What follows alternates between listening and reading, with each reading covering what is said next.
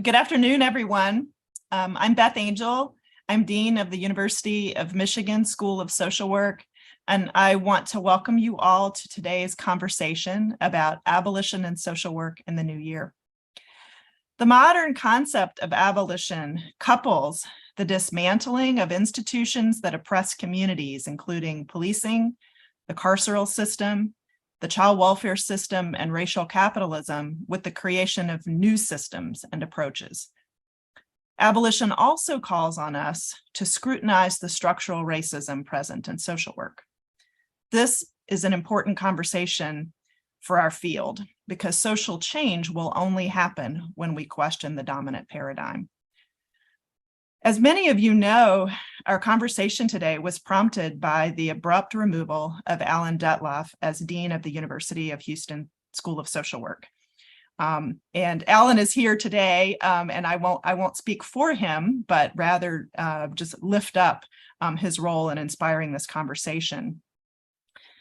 Alan's removal as Dean has sparked outcry across the country and has been interpreted by many of us as an action that directly suppresses progressive thinking.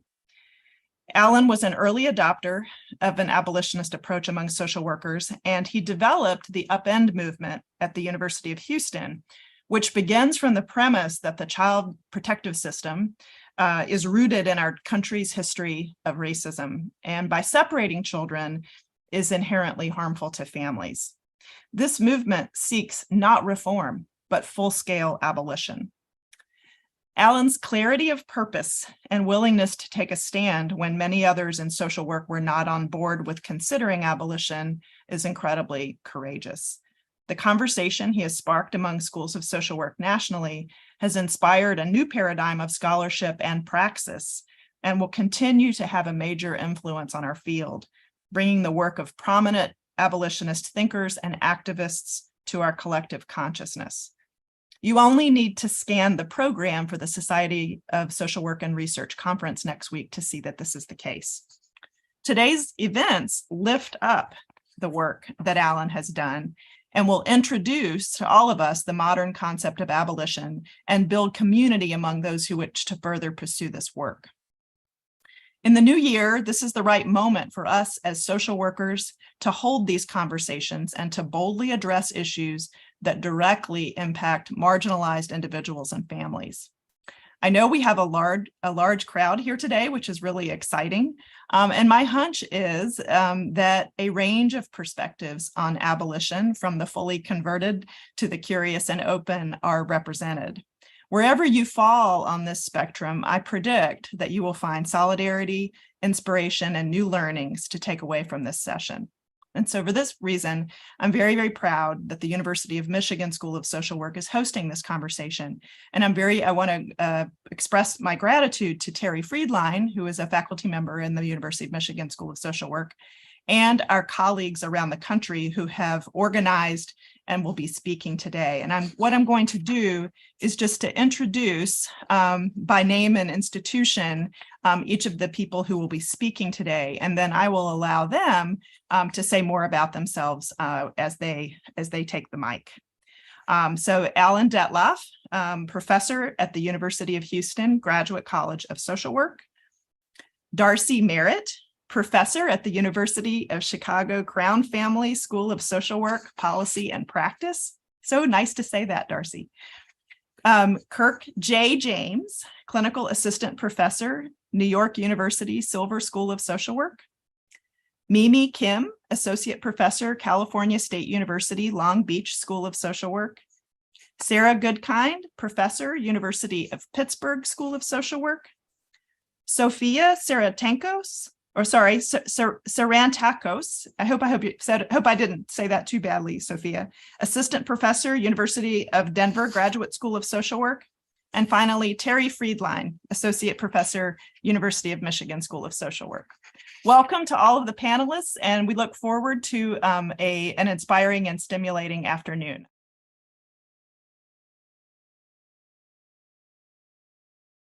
Thank you. That is Derica Purnell, Become an Abolitionist. And for people like myself, I'm Dr. Kirk J. James. I'm a professor at NYU Silver. And I'm also formerly incarcerated. I didn't become abolitionist. I didn't have the opportunity to become abolitionist by nature of being Black, in a white supremacist world. I am born an abolitionist. And for me, sometimes, this world, right, faith and hope sometimes need to exist against all odds, as they have been foundational for marginalized and oppressed people. So I will begin by saying I believe in the possibility of an abolitionist and liberatory social work. But for social work to become the vanguard of justice it professes, it must be willing to recognize the dissonance between its values and actions. It must uproot the ideas of white supremacy, settler colonialism, anti-Blackness, racialized capitalism, and cis heteropatriarchy that permeates its education and practice. It must reckon with its intellectualization of oppression at the expense of meaningful action. And it must also reckon with its relationship with carceral systems. Social work must be a loud voice of truth, challenging the antiquated criminal narratives and stereotypes attributed to oppressed people, especially as the mass media feeds us a steady diet of inner city violence and the need for more police. Social work must resist the status quo. It must dare to challenge long-held myopic viewpoints related to crime, causation, public safety, and policing. It must commit to reinvesting and redistributing resources that support restorative and transformative practices in response to harm and community building. It must also be transparent and accountable to what an actualization of its core values look like, especially as it attempts to discern actions aligned with power and domination, and thus the maintenance of the status quo over collective liberation. Abolition as a theory and praxis within social work is an evolving concept with much room for dialogue, growth, and imagination. However, I present to you these 7 questions adapted from the work of Dean Spade and Cameron Rasmussen to guide and evolve our collective actions as social workers towards liberation. Question number 1, does the work that we engage in, does it shift power? Does it give voice? Does it mobilize and include the leadership of impacted people? Does it dismantle dichotomies of good versus bad, violent versus nonviolent, or deserving versus undeserving? Does it expand and legitimize carceral systems or the narratives that fuel them? Does it provide financial relief for impacted people without compromising their agency? Is the work trauma-informed and rooted in a historical analysis of oppression?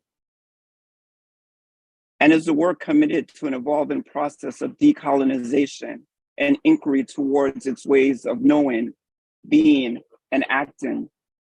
And finally, is the work self-actualizing, meaning are we moving towards putting ourselves out of business? And we're here tonight to really begin to dive into those questions, but we're also here to honor Alan and what has transpired in social work, a profession that again roots its values in social justice and dignity and humanity and commitment towards liberation of all people. And a tenet of abolition, which I feel is historical, is that people who are impacted tell their stories.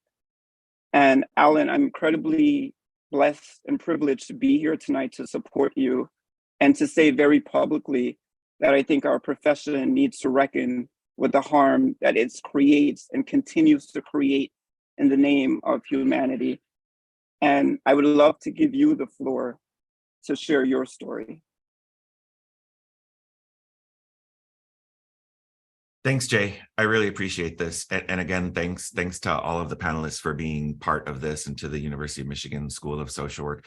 You know, as Jay mentioned, one of the tenets of abolitionist praxis is, in addition to sharing our stories, is transparency and accountability. And I have always wanted to be very transparent about the reasons why I was removed as dean, because I don't want there to be miscommunication or any misinformation about that. So I wanted to just spend a couple of minutes to let everyone know the reasons that were given to me for why I was removed as dean.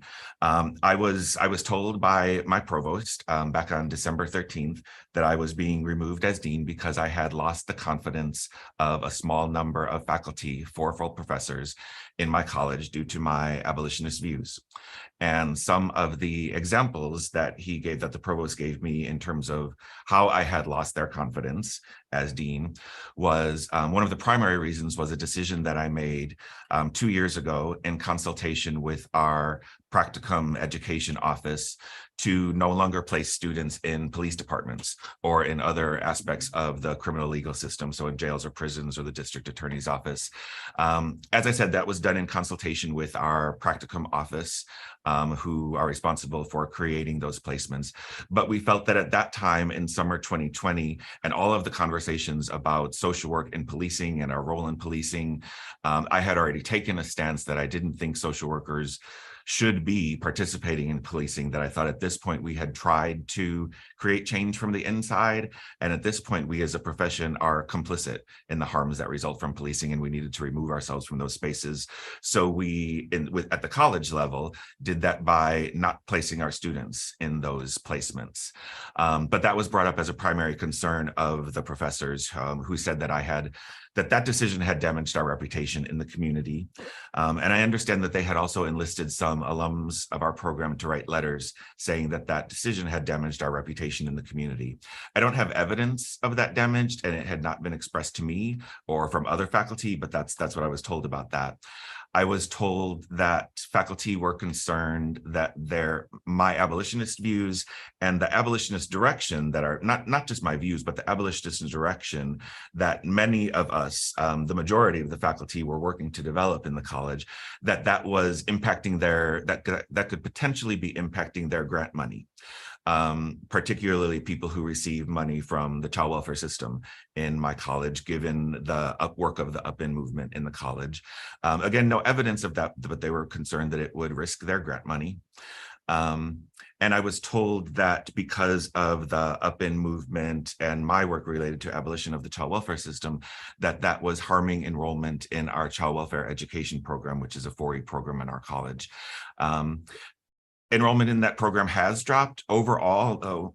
Enrollment in our program since I've been dean is up 40%. So the lack of enrollment in the child welfare education program wasn't something I was concerned about because of the overall growth in enrollment. But I was told that one of the reasons why these faculty were concerned because of the lack of enrollment in that program. I was told that I had made faculty meetings uncomfortable by scheduling conversations on things like the anti-Black racism and white supremacy culture. We led a series of conversations about white supremacy culture in the college, and I was told that made many faculty uncomfortable.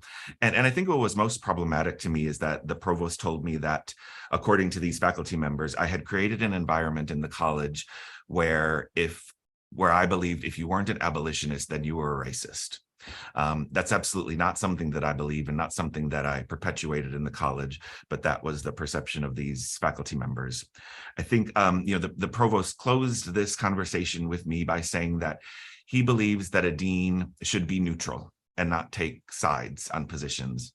And I completely disagree with that. I think that the role of a dean is to, as part of being a leader, is to stand up for social justice and for racial justice, and to be on the cutting edge of developments in our field.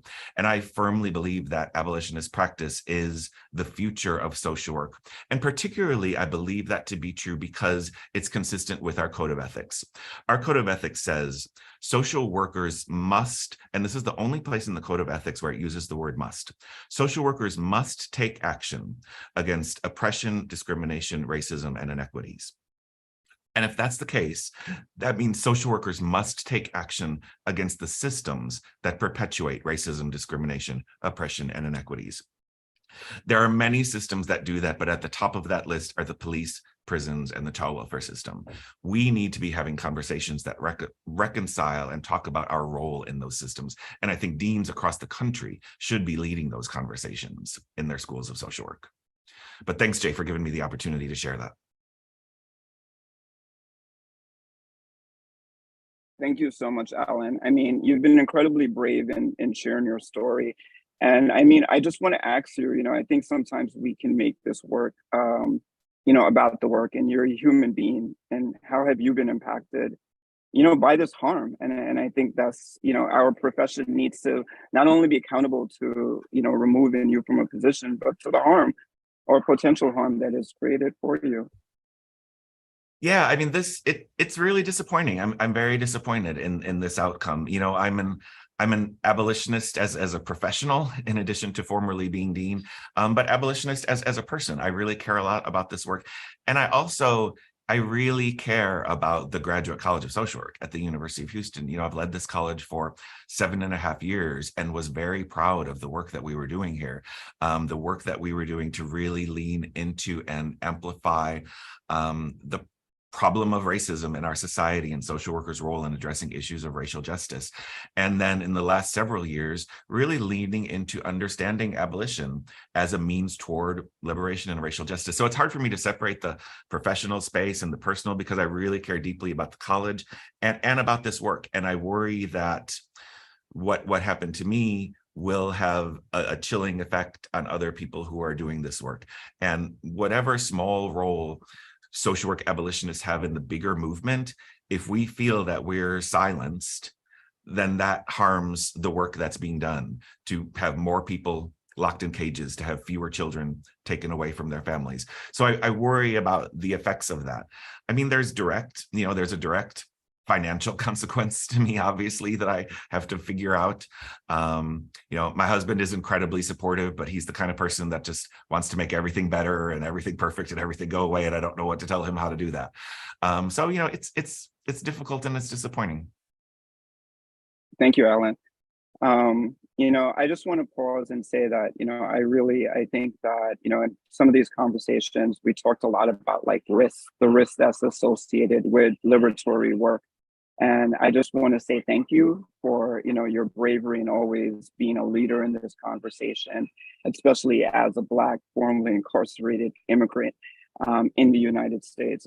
And a social worker, I really want to thank you for your leadership. And I feel many people that are here also want to thank you for your leadership. And I know you'll continue to support this work in the best possible way.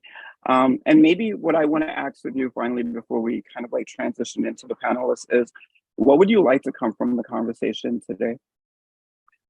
I think that the thing that I'd like most to come from the conversation is the realization among the social work profession, and particularly social work in higher education, that abolition is not a fringe political radical idea. Abolition is an important area of social work academic inquiry that we should all be engaged in, partly because of I believe our code of ethics demands it. I believe that if we're not talking about abolitionist practice within social work spaces and as part of our curriculum, that we're being unethical, because it's our responsibility to talk about abolition as a means of change, abolition as a means of achieving liberation for all oppressed people. We should all be having these conversations. They're difficult conversations. I understand that not abolition is a difficult concept for many people. Many people don't understand it, but it's our responsibility to educate ourselves about it so that we could have conversations with our students about it. Because I really do think that our profession and our code of ethics are at risk of being viewed as performative if we're not living up to what they say. And part of that is addressing the harm caused by these systems that we're deeply embedded in.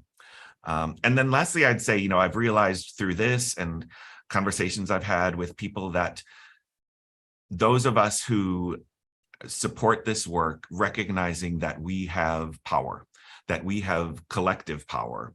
And we're seeing that in some of these responses, including this. I was removed as dean, but power can't come from a title or a position, because if it did, then it was just artificial power to begin with. Power comes from a collective of people who want to see the future of social work be something different than it is today. People who want to see a society where we respond to social problems in ways that don't involve locking people in cages and taking their children away. And we collectively, we have that power to challenge our profession, to challenge the people who are trying to suppress our voices. So we all need to rise up and challenge the people who are trying to silence our voices, because I really think that we're more powerful than they are. Thank you, Alan. Thank you for sharing your story. Thank you for your truth. Again, thank you for your vulnerability. And, just always that this has to be an intersectional conversation. I think about Angela Davis, and if they come for me at night, they will surely come for you in the morning. And I think this is an opportunity for us to use your story, unfortunately, as a catalyst to be more proactive in having these conversations and really pulling our profession to task. So I would love for the panelists to kind of maybe introduce themselves and really discuss your journey to social work and abolition, and maybe give some examples of what that looks like in your work. And I don't know if we agreed who would go first. So whoever wants to maybe jump in first, we can just start there and then kind of go.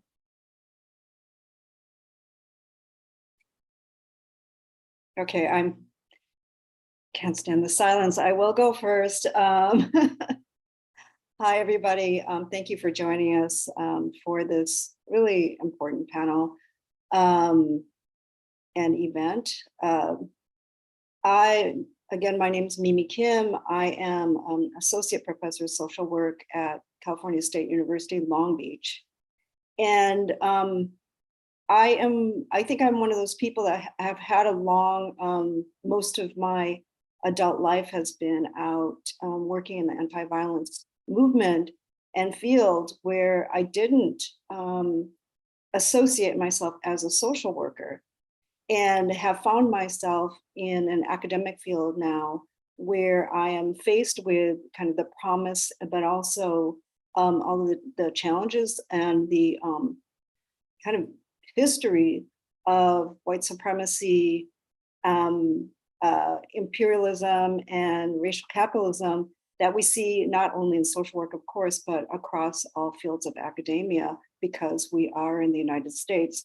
I think that what's already been said is we're not talking about individuals, we're talking about systems. We're talking about systems, and these systems have power.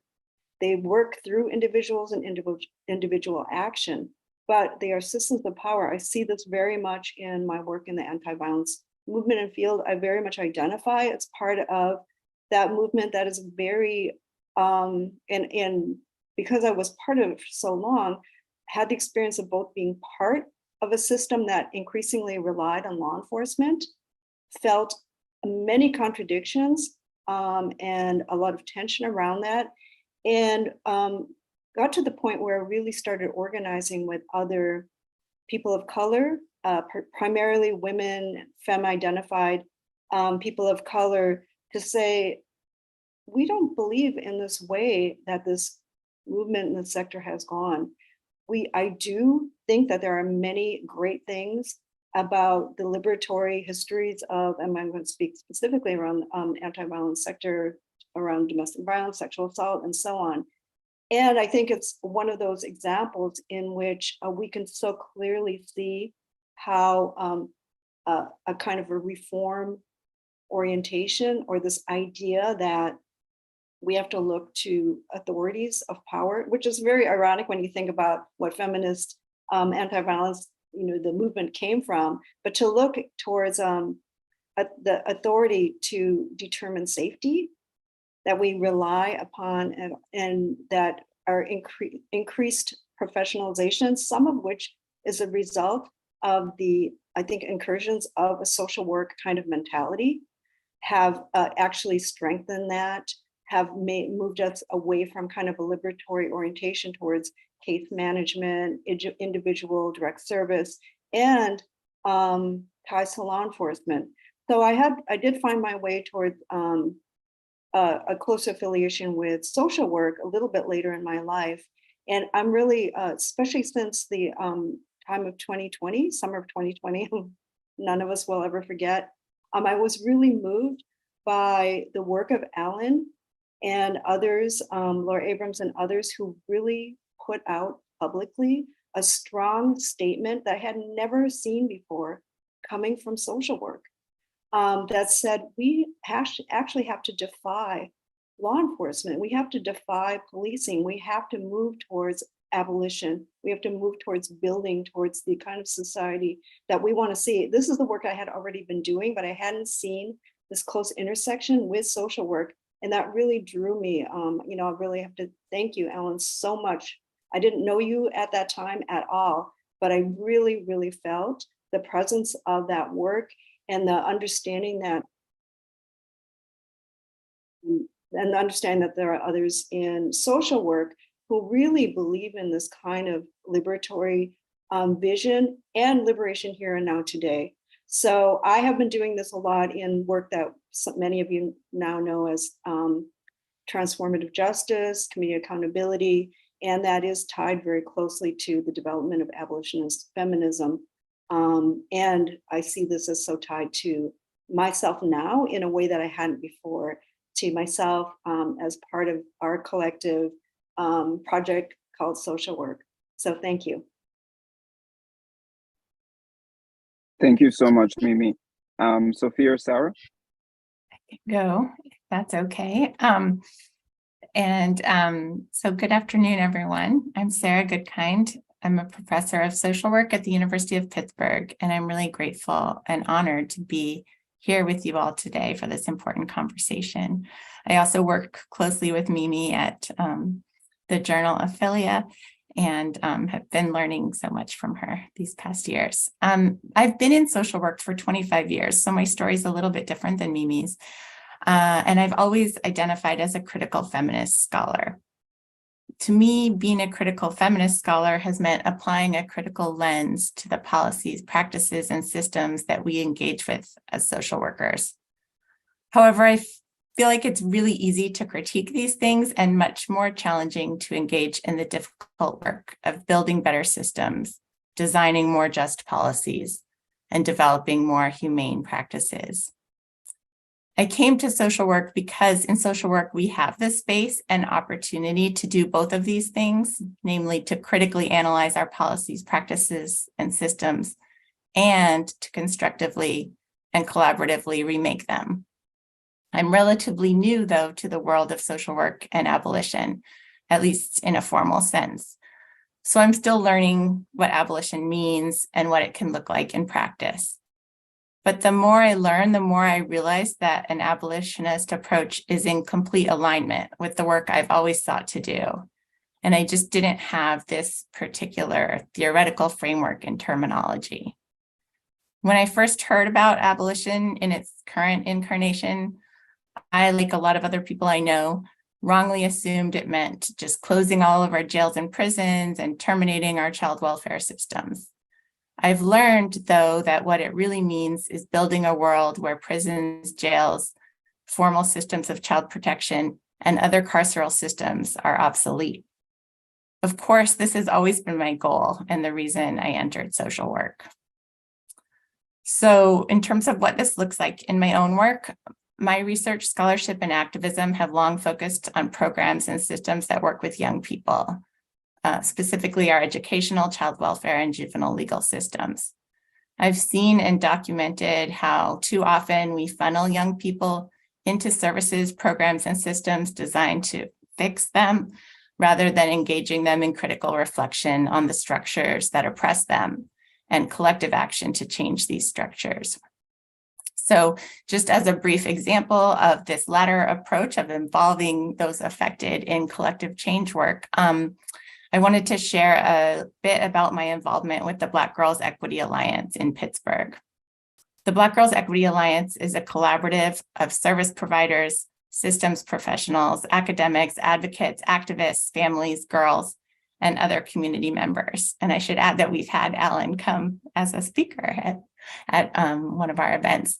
The Black Girls Equity Alliance was officially formed in 2017, and it's convened by Gwen's Girls, which is a local organization that's worked with girls, mostly Black girls, for the past 20 years. The work of the Black Girls Equity Alliance began with collaborative efforts to understand the systemic inequities affecting Black girls in our region, and it continues with collective engagement around ending these inequities by changing our youth serving systems and institutions in ways that make them better for all young people. So in the work that we're doing, we have participation from juvenile court judges, attorneys, leaders of the Juvenile Probation Office, the Department of Human Services, the Abolitionist Law Center, and many other local agencies and schools. which is to say that the Alliance is not abolitionist as a whole, nor is it centered in social work. But what it has done is create space for people from very different perspectives and with very different accountabilities to interact and learn from each other in generative ways. We've been meeting monthly for the past 5 years, and I'm really proud of the collaborative work we have done and the changes that we've helped to bring about, including an initiative that just launched 2 weeks ago called Caring Connections for Youth. And this initiative involves a phone number and text line that's staffed 24/7 to connect young people and their families with community-based services and supports. It's designed and promoted as an alternative to calling 911, and it's open for parents, school staff, judges, police, and anyone who works with youth, as well as young people themselves, to call for support and assistance, particularly for situations that involve fighting, and so-called disorderly conduct, which is something that we've seen as a way that many young people get funneled into the system, where in the past schools and community members would have called the police, or police would have felt the need to make an arrest in order to get services for the young people they've encountered. So that just started, but I'm really excited that we have this alternative that is completely separate from the carceral systems. And to me, the collaborative work that made it possible to create a non-carceral response for young people in need of support is abolitionist social work in action. So thanks. And thank you, Sarah. Sophia? Thank you, Jay. Thank you all so much, University of Michigan, Dean Angel, Terry, for organizing this. Everyone, this is I'm honored to be a part of this discussion today. So my name is Sophia Sarantakos. I'm an assistant professor at the University of Denver Graduate School of Social Work. A bit about my trajectory. So I came to abolition through personal experience. So as a queer kid whose gender expression brought on a lot of surveillance and attention and punishment, including eventually school push out in my high school, and also juvenile legal punishment system involvement as a young queer kid.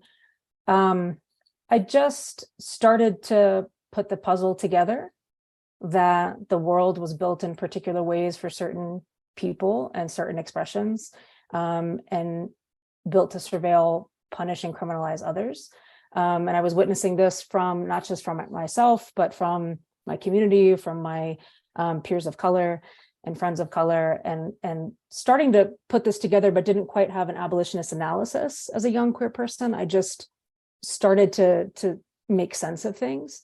I also experienced the incarceration of a loved one, who was also kind of brought into the system for a particular charge that I think many would deem pretty abhorrent. And so I had to really wrestle with that piece of what it means to love someone and have an incredibly complex, beautiful relationship with someone who perhaps did something also extremely harmful. And I also want to make it really clear that we all do and cause harm, right, in our lives, of course, on a spectrum, but really had to reckon with that as a person of, I had to hold all of these multiple truths about this person. And that was a really big learning moment for me. And so still not really having a theoretical foundation in abolitionist praxis, abolitionist theory, but building a larger puzzle as I aged and through my experience. And eventually, I had an experience working overseas with a Black South African woman, Rita Cottle, who I dedicated my dissertation to, who taught me. She was a child welfare worker in Cape Town, and I watched her work subversively within that system while also organizing outside of it in her community. And that was a really, really, really pivotal moment for me, where I thought, okay, I see this now. I see how complex folks can move within, outside, against, right, which is a tenet of abolitionist praxis. And I didn't know that yet, right? But seeing that and coming back and then applying for MSW programs and knowing that I wanted to engage in some sort of social change work, and felt really disillusioned when I came back to the US and learned how US social work functioned, and really drew on my experience with Mrs. Cottle about how she moved. And this was 20 years ago, and Rita is still a huge part of my life. We FaceTime all the time. And she really helped shape who I am and how I think about social change work. And so fast forwarding, I always wanted to be involved in social change work around the legal punishment system because of my own involvement, and got to do that work as a post MSW social worker. And that's when I really started in 2008, really started to put these pieces together, read much more about abolitionist theory, and started to move in abolitionist ways within the public defender system and within the actual legal punishment system as a worker. And that was yet a whole other understanding and expansion of my vision and kind of puzzle for how I wanted to move in the world and care in the world. And where it's led me now is that I laugh about this because I had a horrible time in school as a queer kid. School was never a safe space. It was never a fun space. I was bullied by not just my peers, but administrators. It was a terrible experience. And yet I find myself back in a space of education because I love it. I love it so deeply. And it's where my research and where my passion lies, of trying to take this distortion that is white social work and twist it into something entirely different for a tool that can be wielded for an abolitionist horizon, and trying to create really truly radical liberatory educational spaces in schools of social work. And so it's kind of, I feel like it's come full circle for me, where I don't take it lightly. I feel like I'm trying to become the educator that I wish I had when I was younger. And that's where I feel most excited, and I feel most hopeful about what can come of this new horizon that we're all reaching for, and many on this call are reaching for. So really excited to be engaged in this discussion with y'all. Thank you all so much. I think I just want to say we have all come to abolition in different ways, yet it feels like they're common threads. And, the common threads are like inquiry, right? We're all like committed to this critical process. We are all committed to the process of evolution, and we're all committed to the process of collective humanity. And it feels like these are all like equal threads in our stories. So thank you. The second question I have, and whoever feels like more aligned with this question, Alan's removal as dean for his work on abolition demonstrates how intrinsically linked social work is to carceral spaces and capitalism. How do we dismantle this unholy relationship? What do you believe are the implications to early abolitionist scholars Black in tenure and of color? And this was almost a question that I saw in the chat. Someone asked almost verbatim.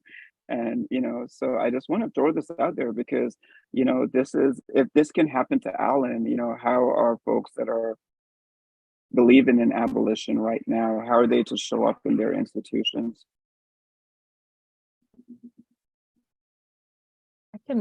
I can kick us off and really speak to that. I think that implications piece, which is something I've been thinking about before Alan's removal, and most certainly after his removal as dean. And I think, I'm grateful for the speed at which this panel was put together, and also the ideas of everyone on this call.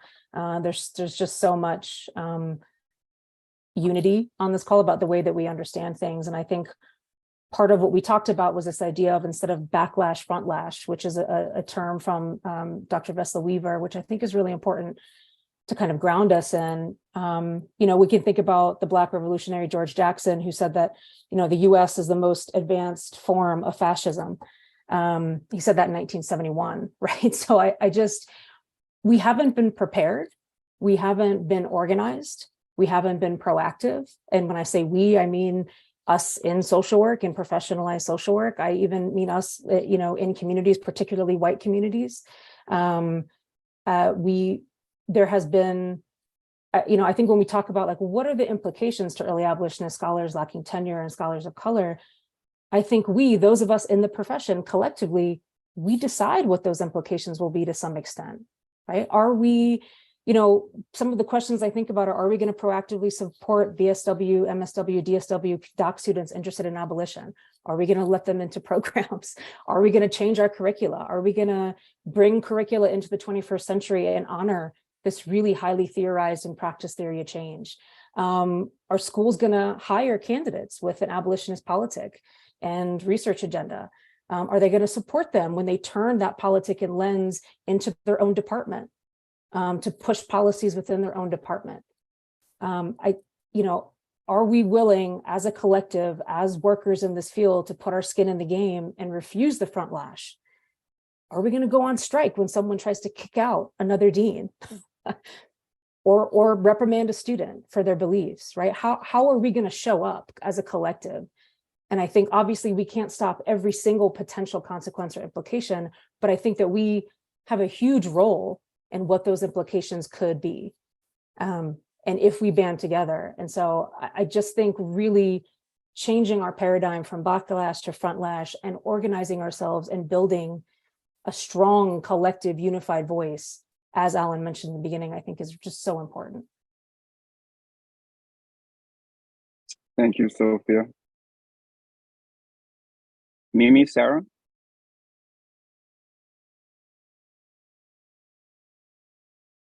I can say something. I'm at an institution that's not as driven by the kind of, I think, funding requirements and pressures that, as some that I think you probably are represented here right now. But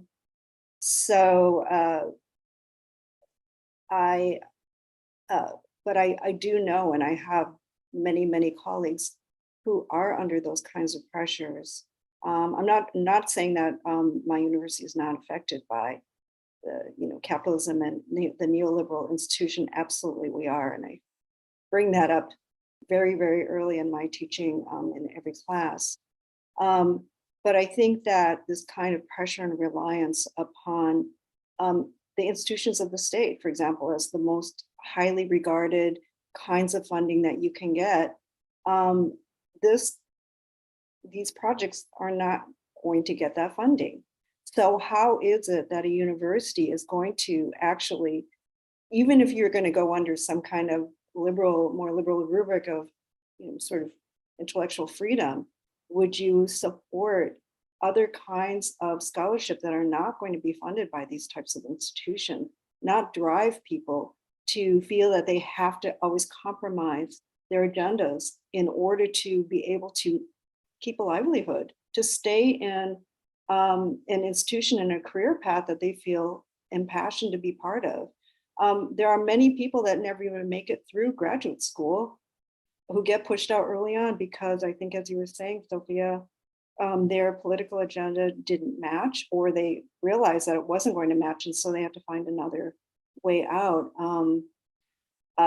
I think that lately, probably all of us, I know I have been called by many people in social work to ask for advice and support around wanting to do research. And I have to say my own dissertation research, which was around carceral feminism, was supported thankfully by my advisor, a couple of advisors that I managed to get to support me, and but not necessarily by the overall kind of school environment.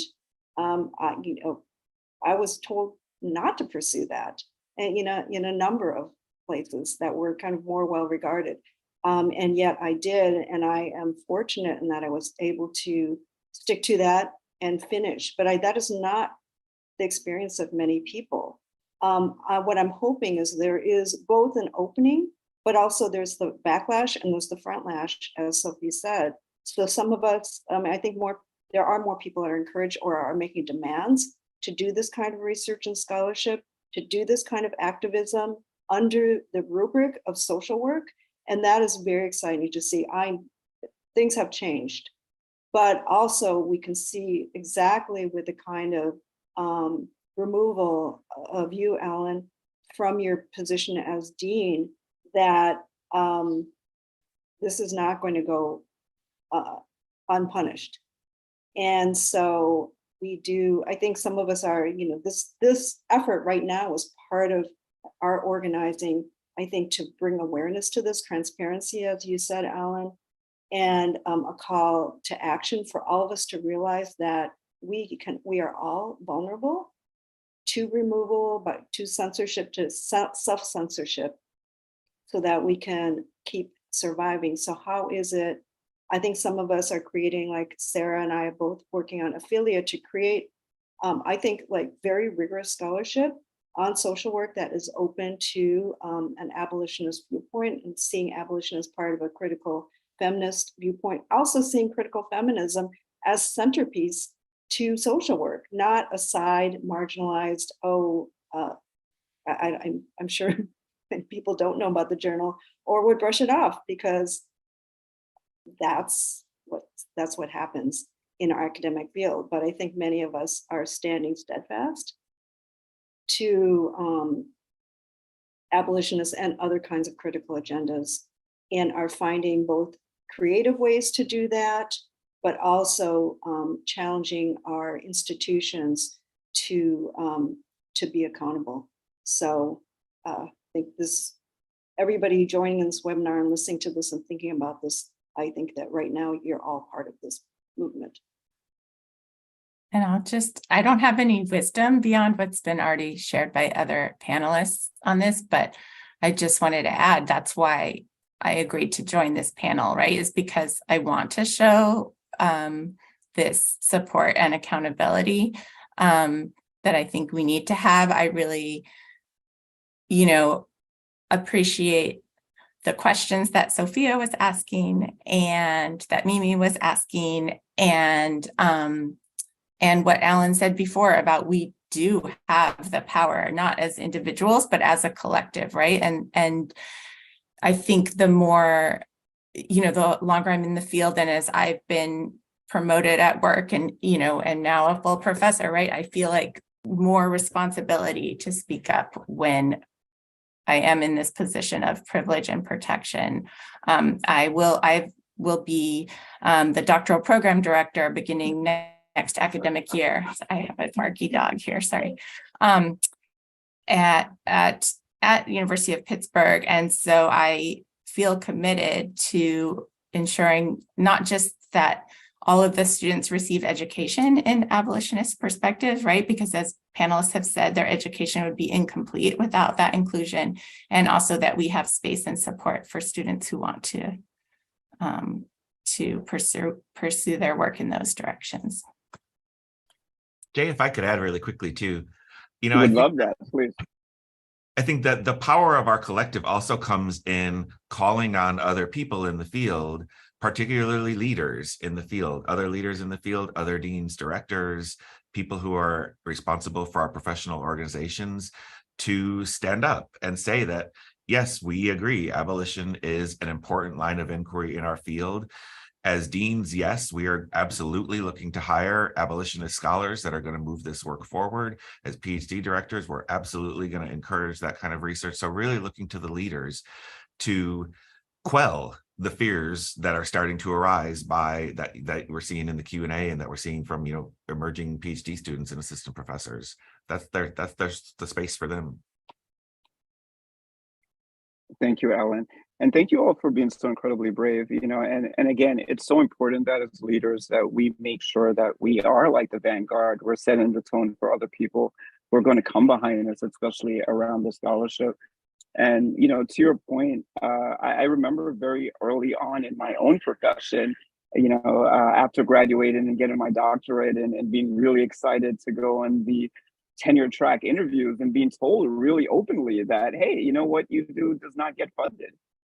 And that's currently why I'm a non-tenured professor. And I think, these are things that we have to speak about. These are things that, I think, Darrell, shout out to you as a really powerful young abolitionist scholar who's in the chat. And, really thinking about the folks that are coming down the pipeline, and are they going to get jobs? Are they going to get tenure? Or how are universities going to see them? What are the metrics? Our relationship to capitalism, doesn't really give value to radical work, and radical work, the revolution, is not going to be funded. And these are things that we have to talk about in social work. We have to truly reconcile our relationship with capitalism, which often then creates the value, the metrics, and how we hire people or not. So thank you all. And I mean, Alan, you kind of almost like transitioned us a little bit, right? And it's like, I think for, for me right now, it feels like we're at this really critical place. And it's not to create a further divide in our profession. I think we're all social workers and we all really believe in the inherent capacity of the profession. We know it's not lived up to, like its values. That's a real thing. And so maybe the question is, how do we call in and provide an abolitionist education and support to social work, especially leaders of the field? And Alan, you've already begun to, really like name that, right? It's so essential. As someone who's also going to be leading the DSW program at NYU, it's critically important for me to make sure that abolition is represented in the content. As someone who leads the DROP, diversity, racism, and oppression privilege, as a leader, it's important for me to make sure that abolition is part of the curricula. But how do we call in social workers who, Sarah, thank you, for sharing, like, maybe I don't understand what abolition is, right? Maybe I'm afraid. And, how are we going to call people into this conversation, especially leaders, and anyone who feels inclined can jump in. And for folks that are listening in the chat, we are going to have a Q&A after this question. So please, get your questions ready. And one of my favorite people, Dr. Darcy Merritt, will be moderating the Q&A. If you didn't know Darcy, I'm volunteering you. Anyone wants a question?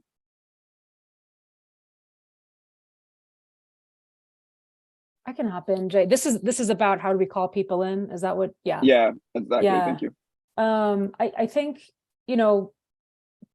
part of, I'll speak as, someone who co-created and kind of co-organizes the Abolitionist Social Change Collective, which we can make a plug for at the end. But it's this large virtual gathering of folks of any type of social change worker, whether you're licensed, have a professional degree or not, can come and join that space and learn about abolition, regardless of where you are on your trajectory and belief in abolition. And I think I'm deeply committed in the people that have, we don't just wake up fully understanding this framework and having it all sorted out, and then we just feel very self-actualized and are like, okay, great, we're abolitionists now, right? It's a journey, and everyone's journey and trajectory is very different. And, we're prompted in different ways, sometimes from personal experience, sometimes in other ways. But it's deeply important for me to be very invitational and welcoming and kind and generous, while also understanding that it is a two-way street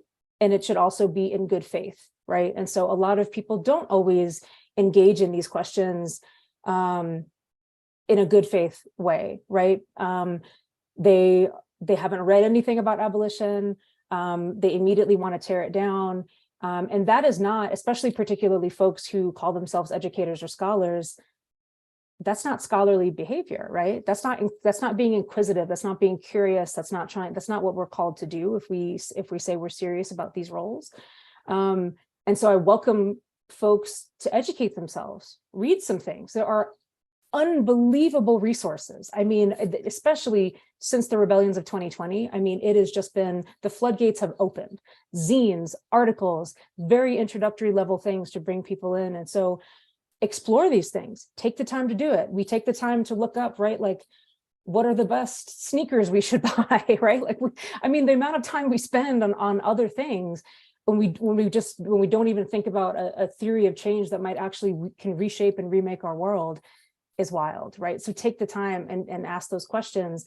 And then for those of us that are deeply committed to this praxis, it's important for us to be welcoming and invite people in to have questions, even the ones that seem, we might want to dismiss. If somebody asks about what about the rapists and murderers, that's a perfectly fine, reasonable question when asked in good faith, because it's scary. And a lot of people are really wrestling with this in a very beginning kind of way. And we have to unlearn a whole lot that we've been brainwashed by. So we have to be deeply welcoming and generous in those spaces to answer those questions, while also, like I said, being unwavering in the fact that, like, you have to study too. If you want to remake the world, it requires you putting labor into it as well, right? We can't just provide the answers for you. This is a collective endeavor. And so it takes everyone. And so I think that kind of complicated thing, and I think it takes practice to be good at that and to feel comfortable doing that. But I think that that combination is just so crucial. Thank you so much, Sophia. That was beautifully said. Anyone else wants to tackle that? How do we call folks into abolition, especially leaders?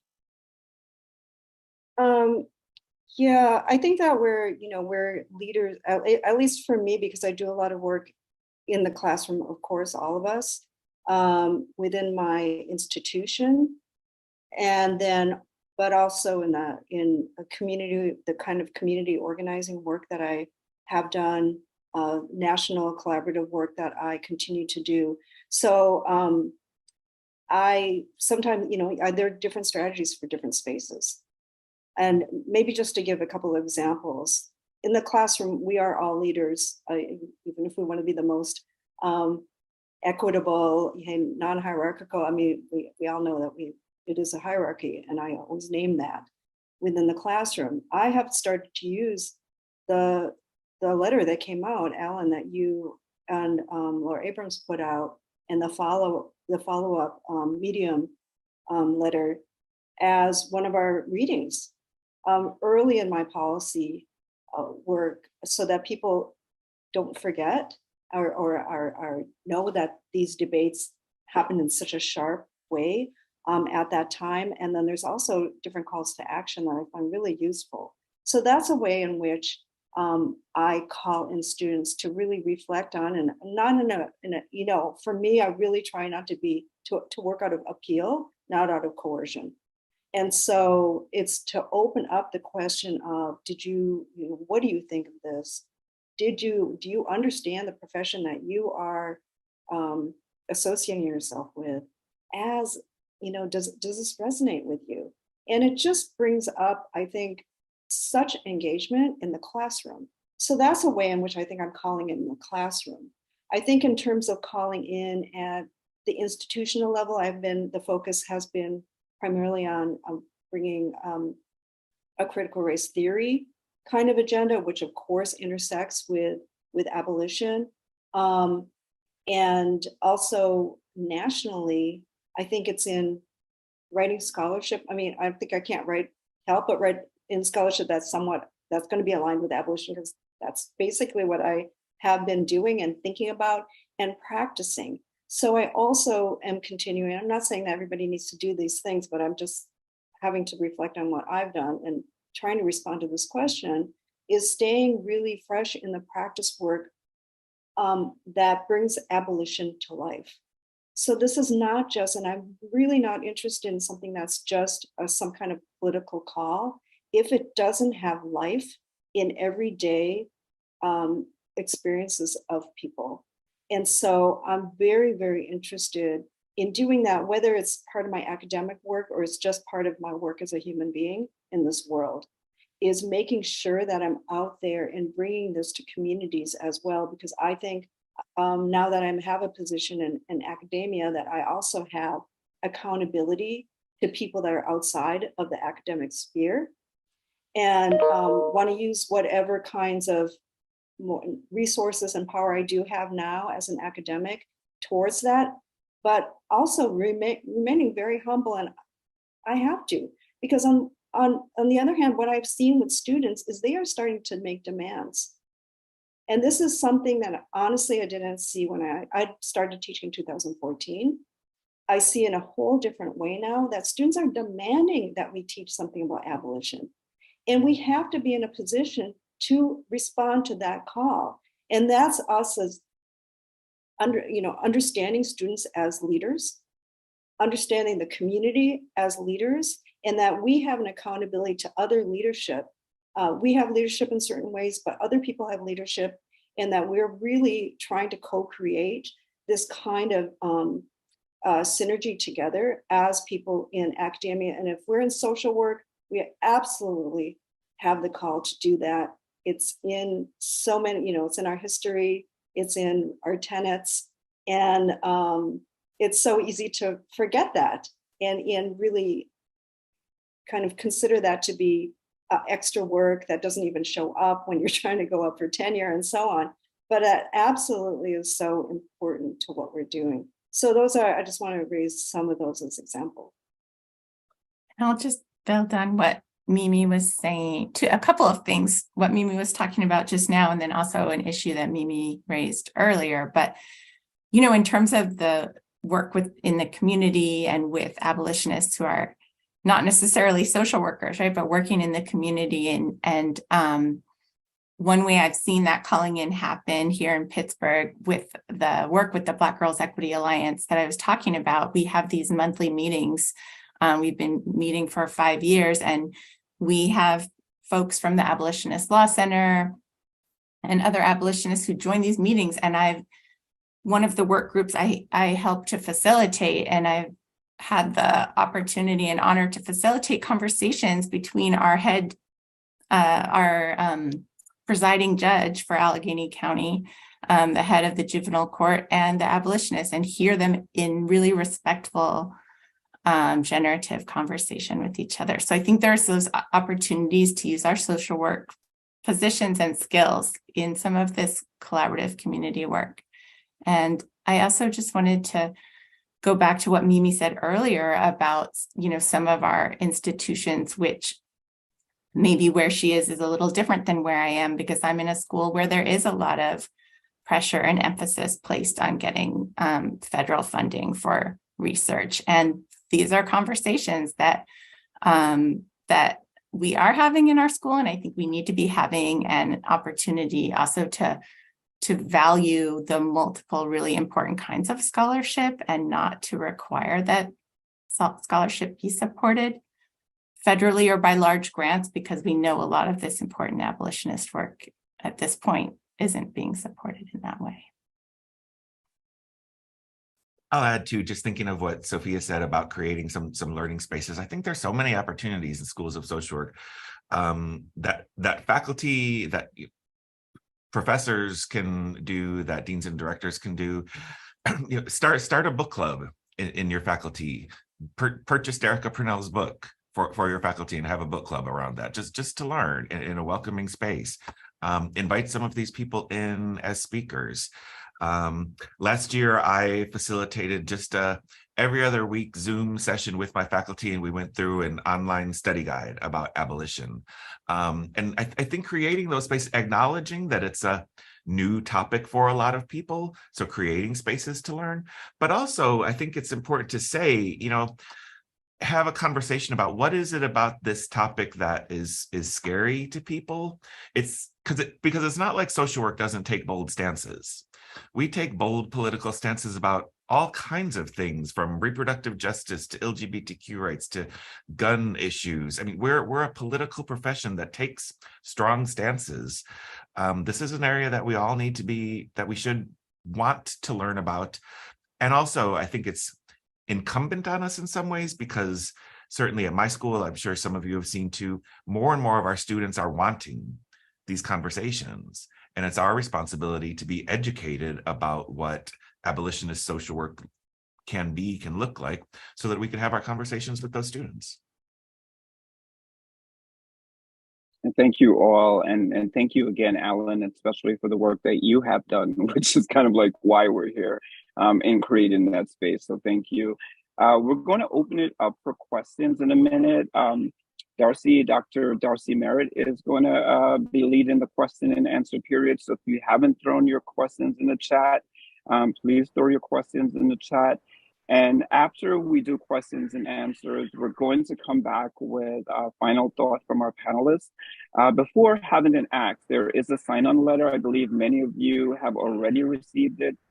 We will share it again in the chat, but we're going to ask that you really stick around and be a part of some action as we wrap up this conversation. So I'm throwing it to you, Darcy. Hi, everybody. Thanks for being here. That was a really rich conversation. So thank you. And we have lots of questions that are coming in fast and furious. So I'm just going to jump in and read them. I've tried to group them into themes. For the most part, folks are rightly concerned about what happens to folks with less power and privilege if this happens to them. So I'll just jump in, and a couple of these are specifically for you, Alan, but here's a bit more broad one. How can social work in our educational institutions ensure that abolitionist students, grad student workers, non-tenured and tenure track faculty have robust academic freedom protections? So anybody can jump in.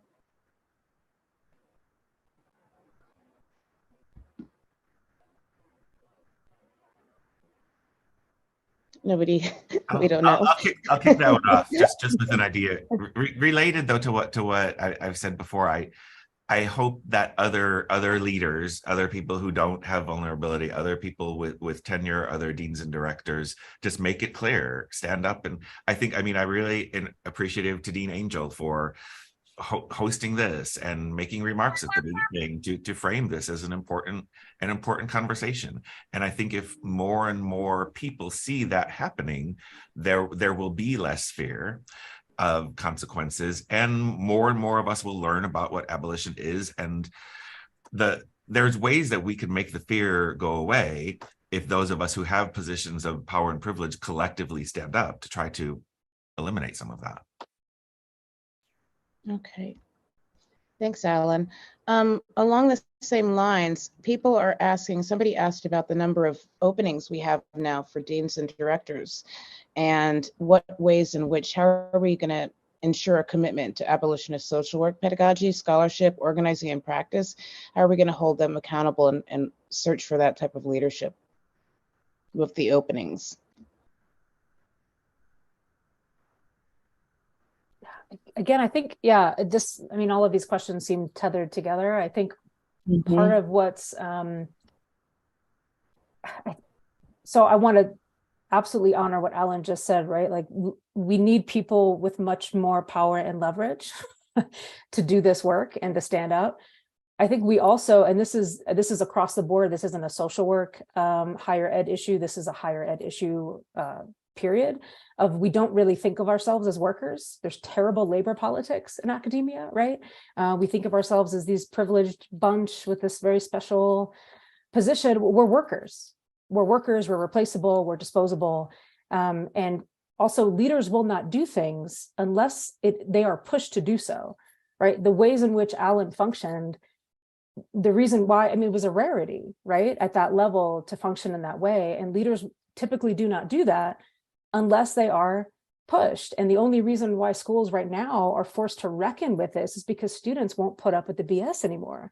Doc students, BSW students, MSW students, junior faculty, folks are coming out saying business as usual is no longer how we want to function. And so they're being pushed. And so we have to think of ourselves and engage in a much deeper labor politic in our academic spaces and understand that we have to come together as workers, even those of us that don't have, myself included, I'm an assistant professor, I don't have tenure, I don't have protection. We all have to think differently about those risks because those risks are very different, right? I'm also a white pre-tenure faculty member, so I understand that. And let's make that clear, but we do also have to come together, even those of us who do not have the risk. And something I wanted to add too, and we mentioned this in kind of our meetings before the panel, I always want to take ourselves outside of academia because we can get very caught up in the cushiness of this space and what happens here. But that, I looked it up and I think it might actually be the same day that Dr. Dettlaff was removed. That same day, there were 5 community activists that were arrested for protesting Atlanta's new cop city. And they were just doing tree sits, forest blockades, and they were charged with domestic terrorism, right? And so fascism is here and now. We have to be putting ourselves out there. People are doing this all the time in far more precarious social, economic, and political positions. And we are the only ones that can decide what risk we're willing to take. And there are different, like I said, considerations there, but we have to be willing to put ourselves at risk and come together as a collective to do this. Otherwise, things don't change.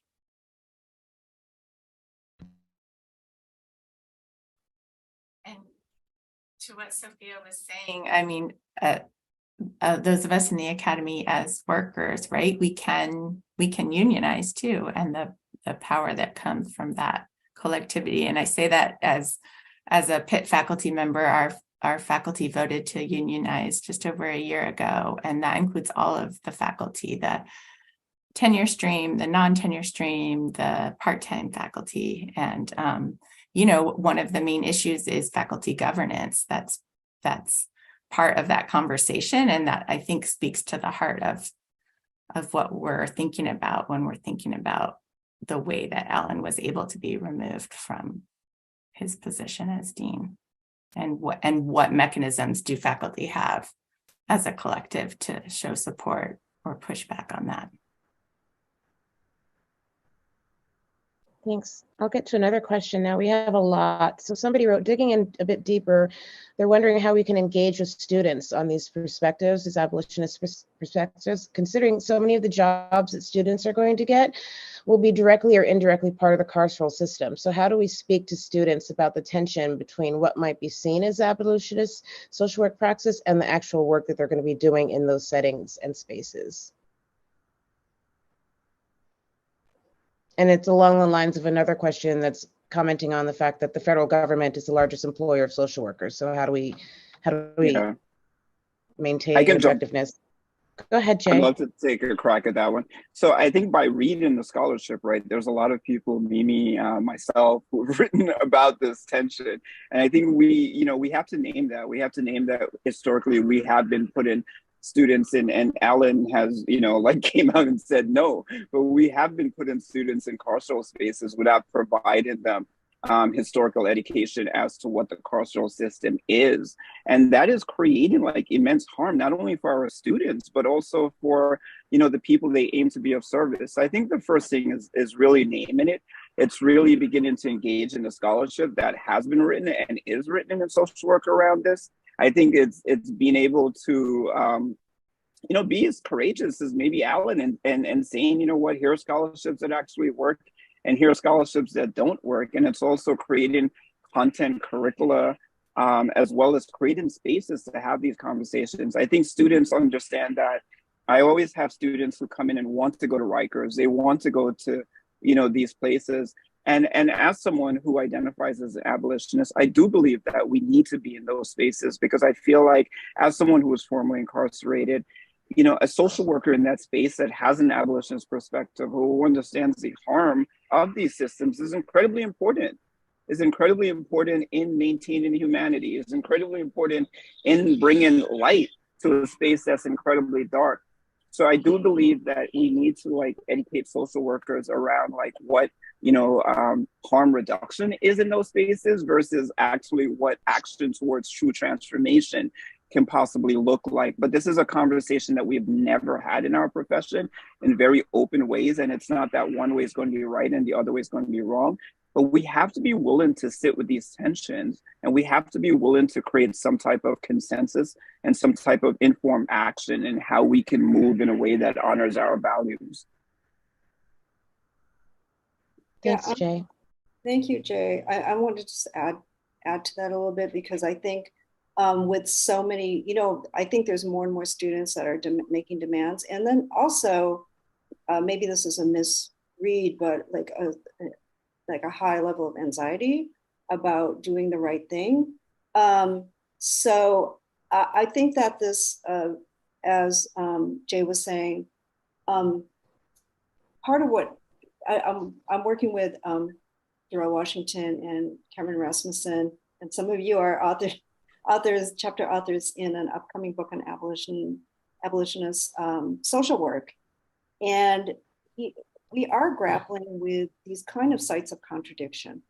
And that is, I think, I really love, Jay, that you started out with some of those things around reformist reform, right? And non-reformist reform, because we are in a world of these kinds of toxic institutions. I mean, we're in them, we're part of them.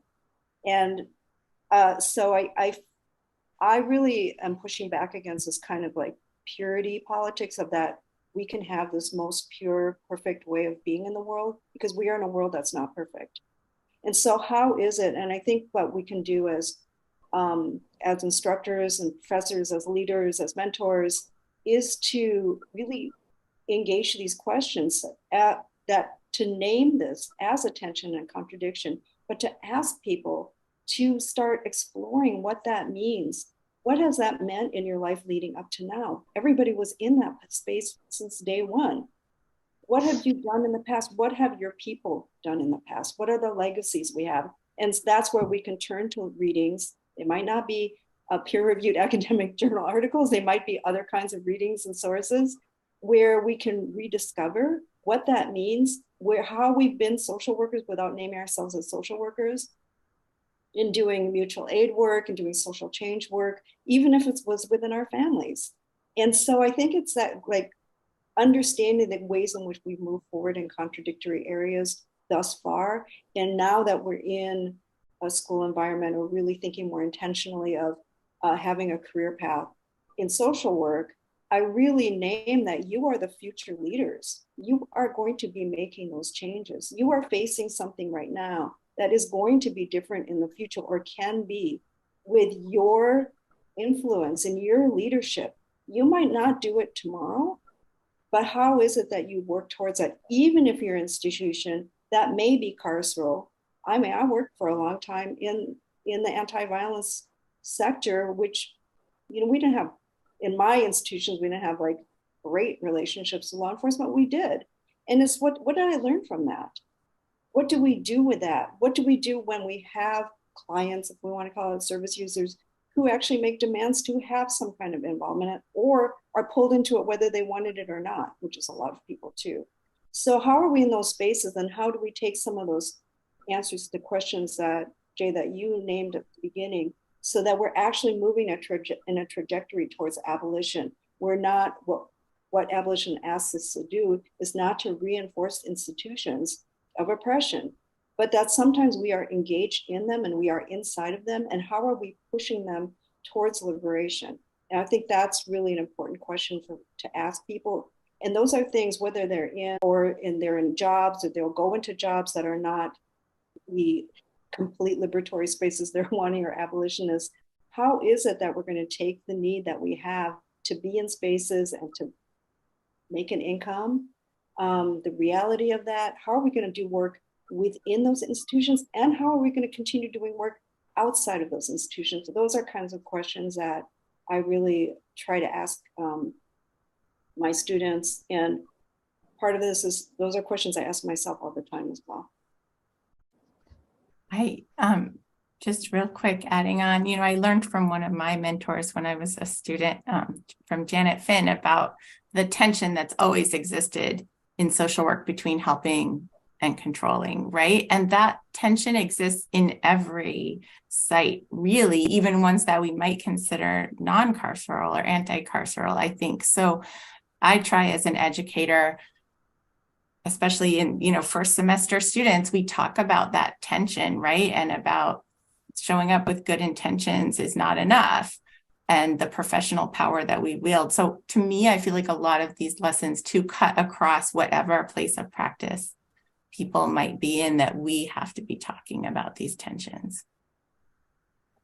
If I could, I know we're really hanging on this one question, but I just wanted to add something that I've been thinking about, and it's something I've written about actually for the text that Mimi just mentioned. One thing I want to share with the audience and think about together is, and I've been thinking about this a lot, from Audre Lorde's "The Master's Tools Will Never Dismantle the Master's House," but also Ruth Wilson Gilmore's discussion of that important speech. And I think it's, you know, something I want us to wrestle with is, right, like, I love Gilmore's kind of pulling apart of that speech. And this is from her conversation on the podcast Millennials Are Killing Capitalism. But she says, what belongs to whom is what matters. And the apostrophe in Master's Tools is what matters more than anything. And I offer that, and I have written about this in this chapter and have been thinking about this, because I think that's something that we can wrestle with in professionalized social change work, because who controls professionalized social change work and who it belongs to they don't yield the same answers.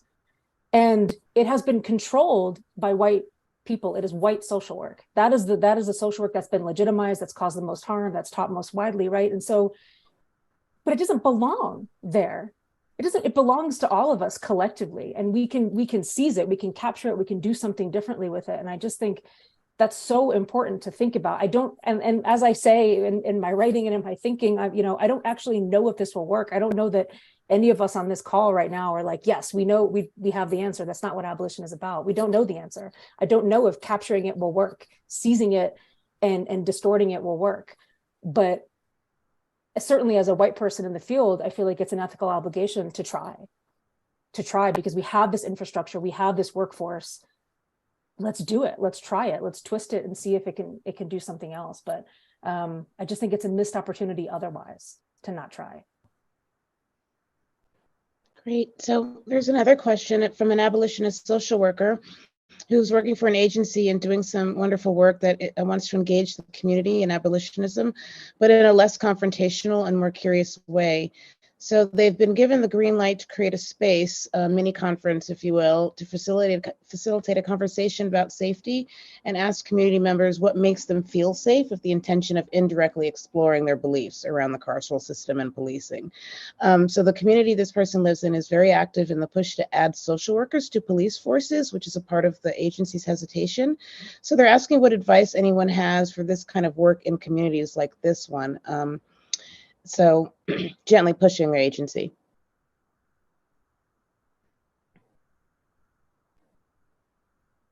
I can jump in, and I think, if I hear the question right.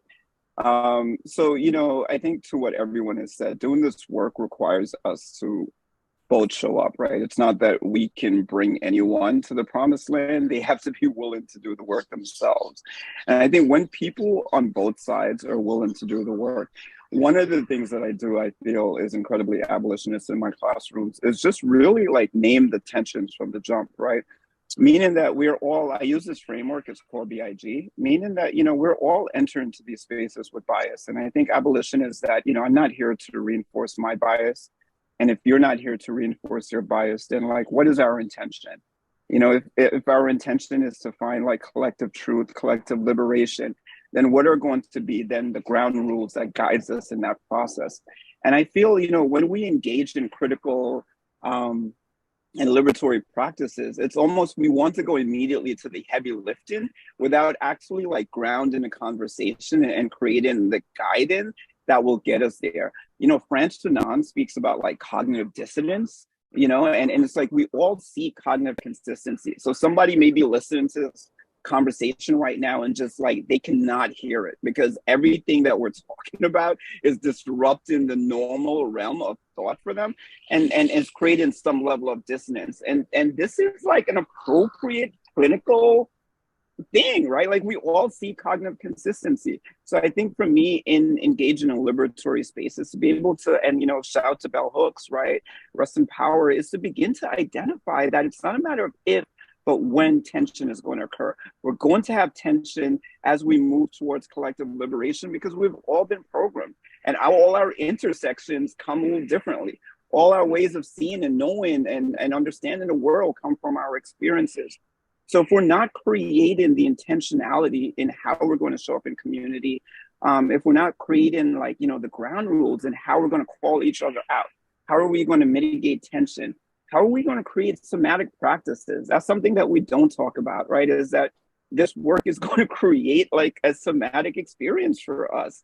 And if we don't have the tools, if we don't have the skills to kind of show up and moderate ourselves, to be in our window of tolerance, to hear something when somebody pisses us off, when somebody says something that we're unable to hear, then we're never going to move as a collective towards any type of consensus or action, whatever we call it, whether we call it abolition, whether we call it social justice, whether we call it human rights.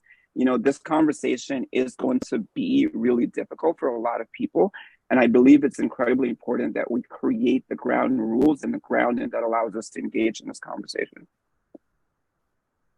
Thanks, Jay. Here's another one along. Go ahead. Yeah, and it's almost a little contrary to what I just said. I think in talking about students, I want to be cognizant of the fact that many of them are not in a position of power at the moment, but that they will be, or they will build that power. So given that, I'm in a different place right now, I do want to say, I'm not sure if it addresses the last question, but I think it does. I've been in places now where, for example, we're starting initiatives around restorative justice. Restorative justice often is done with law enforcement. And I've been absolutely adamant that our initiatives are non-law enforcement, that will not work on them if they're law enforcement. So I just want to say that there are ways in which I'm going to say absolute no. And that I'm very fearful of restorative justice is just being like, oh, sometimes we work police, sometimes we don't. This is not, some kind of like ambiguous area. I think it's quite clear. Does that mean I condemn every single restorative justice project that works with law enforcement? There are some that are very intentional in what they are trying to do and are actually even run by abolitionists. So in the work that I've been doing, it's very adamant. Also, even calling, like in a title, non-law enforcement restorative justice. So that becomes very clear because I've seen time and time again that people will have their own idea of what it is, not even understanding that this is like a critical issue. So I think this might be addressing this person that was having some ambivalence about being in their particular institution. There are times when you have the power or you have to build the collective power to push back and say, no, we're not actually doing this. Thanks, Mimi. Were there any others that wanted to chime in on that, or I'll read the next question? So somebody's wondering how we can imitate the strategies of the civil rights movement in terms of supporting scholars and activists who are abolitionists, citing the example of when Rosa Parks was arrested for refusing to give her seat. Dr. King and other strategists were already at the police station with the bail money when she was arrested. So with this level of planning and financial strategies, it's difficult because people have their financial lives online. As Alan mentioned, he suffered some financial setbacks as a result of his stance. So how do we learn from those strategies and recreate new ones in order to better prepare for such institutional backlash, which will inevitably happen, in my opinion?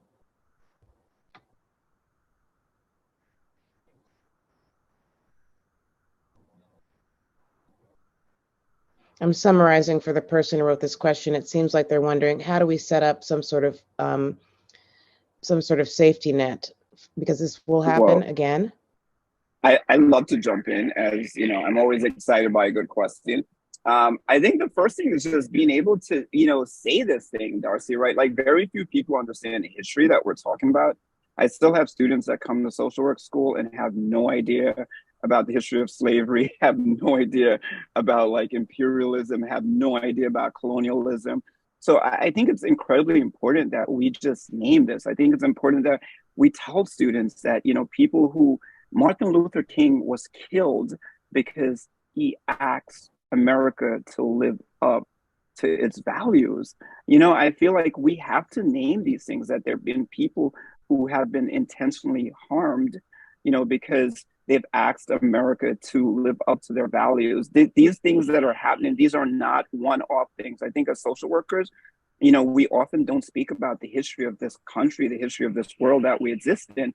So then when something happens, everyone is like, oh my God, I can't believe this has happened. And this is what Sophia just said, right? Like, this is America. This is the norm. We live in a racist, sexist, homophobic, with classes, all of these things. This is a fascist country.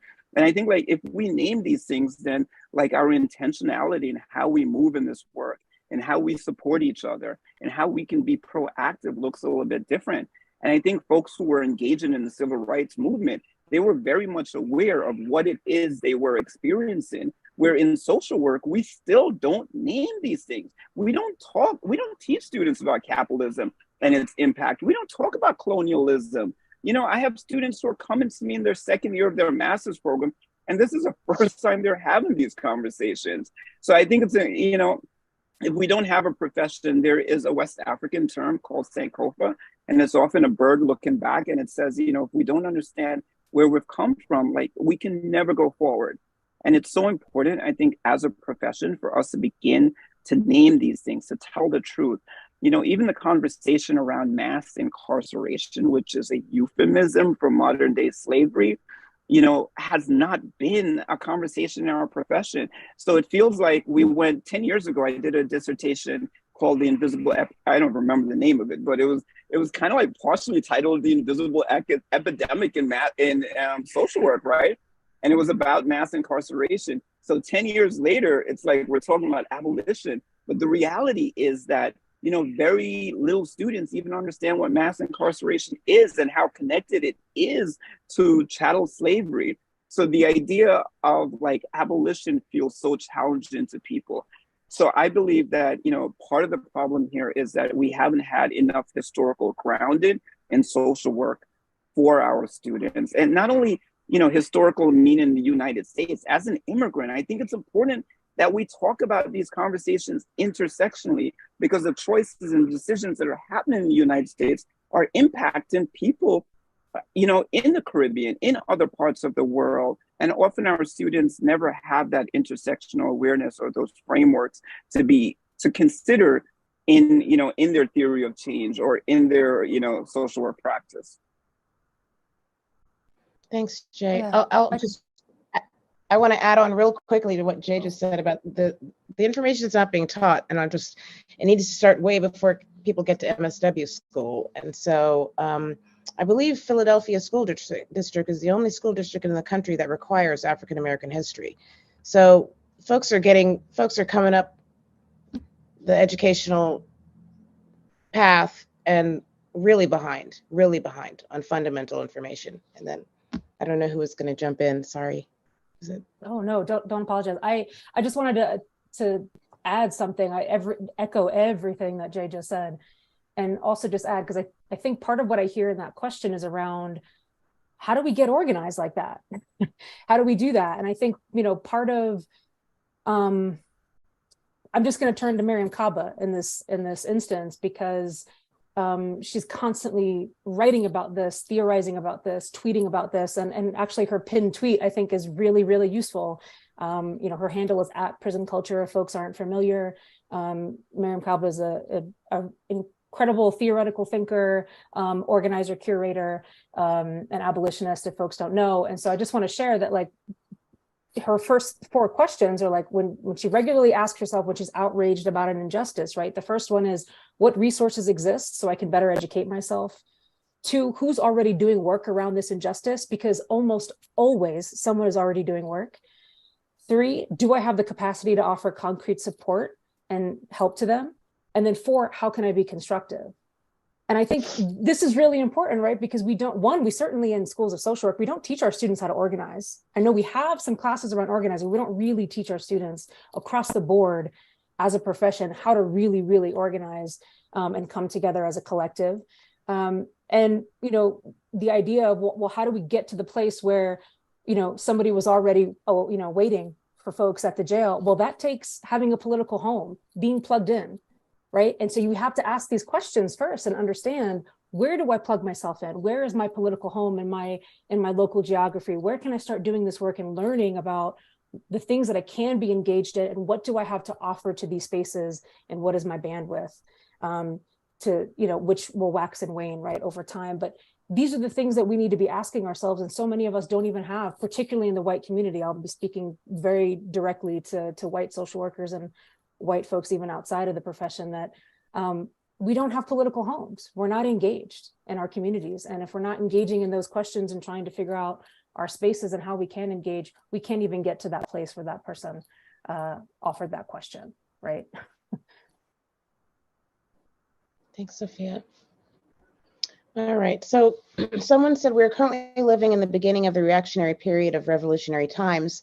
While institutional and state violence has always been targeting abolition-minded LGBTQ+, BIPOC comrades, we are now seeing militia-type groups beginning to terrorize leftist, abolitionists, and LGBTQ+ spaces. So the question is, how do we maintain our commitment in the face of such violence, and how do we protect ourselves and our communities while maintaining a dead-eye focus on the end goal of liberation? And then similarly, someone said, how can we better conceive the nature of human liberation itself, in the same vein? These are fantastic questions. They really are.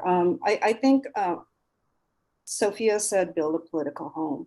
And those political homes might be just your ally, a couple students that you have alignment with, a couple of other faculty. And then sometimes those couple of faculty can form, and I've seen this happen, where you're like-minded, but you actually form some kind of ad hoc organization. I think that Sophia, the abolitionist organization that you uplifted right at the beginning, that has been really an important space. The Network for Advancing Abolitionist Social Work for me has been a really important space, and should have named us behind that book that I had mentioned. These don't get, sometimes you're forming them yourself. They don't always exist. I don't know how many things that I've been part of that didn't exist, and because they didn't exist, a few of us just had to get together and say, listen, we need to get together, if it's just socially, or we need to get together and actually form a collective group. I think with the question around people's jobs being threatened, unions have served. I know that my union at California State University, Long Beach, has served us very well, and are really interested in abolitionist politics as well, and have been, doing political work that kind of brings these things together. So there are already existing institutions, but they're not a lot. And sometimes you're in a place where you don't find them. Organizing has been building often from scratch. Sometimes we're lucky enough to have types of family structures, faith structures, or other kinds of community structures that already create kind of a home for, but for many of us, we have to, be scrappy and come up with it ourselves and form some of those values that are going to bring us into alignment, either to back each other up.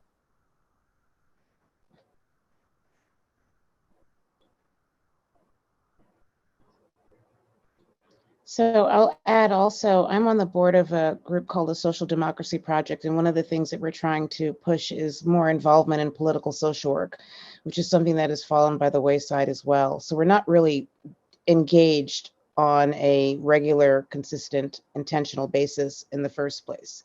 So we need to be doing this work in many different spaces, but most certainly in legislative arenas. So I just want to encourage that. So Alan, I have a question that's specifically for you, but others can answer. In states Texas and Florida, there have been lots of legislation targeting trans youth and families that are raising trans kids.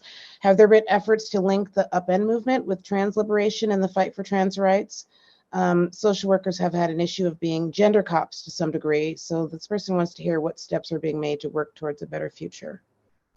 Mm-hmm. Yeah, so I can speak just specifically to Texas, specifically what's happening here, and Upend's role in that. Absolutely, there is a large crossover between the disparities that impact Black and Indigenous and Latinx children in the child welfare system and the LGBTQ plus population. I think, in our work, I feel like the work is very much aligned in the sense that, but I think that we also need to lead the work through the lens of the people who are most impacted. And when we look at the child welfare family policing system, that's Black children and families. But I think when we lead with that, we're working towards ending oppression for all people that are marginalized and oppressed by that system. So liberatory work is not just about like certain populations, it's about the liberation of all of us that are being oppressed. And that's the work that we're working for in the family policing system by ending family separations entirely, ending mandatory reporting, which is what started the surveillance and persecution of trans youth here in Texas. So I think that all liberatory, as I think we started out with this with Jay, that liberation is intersectional, and it crosses over through all the systems that we're working on. So absolutely, that work is linked together, and Upend is involved in those spaces here in Texas, looking to address specifically what's happening to children and families here in Texas. But I think it's also, just as a last thing to that, it's not just, there's the large cases like Texas and Florida that get on the news, but the persecution of trans youth, and particularly what happens to them when they go into foster care, is happening all over the country, and we all need to be concerned about that and be addressing it. Thanks, Alan. Somebody was just asking about mandated reporting as a carceral practice. So they're asking if you can address that as a carceral practice and the tensions within the social work profession that are ongoing. Yeah, it absolutely is a carceral practice. Yeah. we should be working towards the repealing of mandatory reporting laws because of the harm that they lead to, not just for the families who are impacted for it, but to mandatory reporters, because they're intentionally written in an incredibly vague way with consequences. So people feel that they have to report everything that falls under this incredibly large umbrella because there will be a consequence to it. So mandatory reporting laws were designed to be punitive, not just to the people who are called on, but the people who are supposed to be doing the calling. So we need to collectively recognize how harmful they are and work towards repealing them. Does anyone else want to chime in on that one?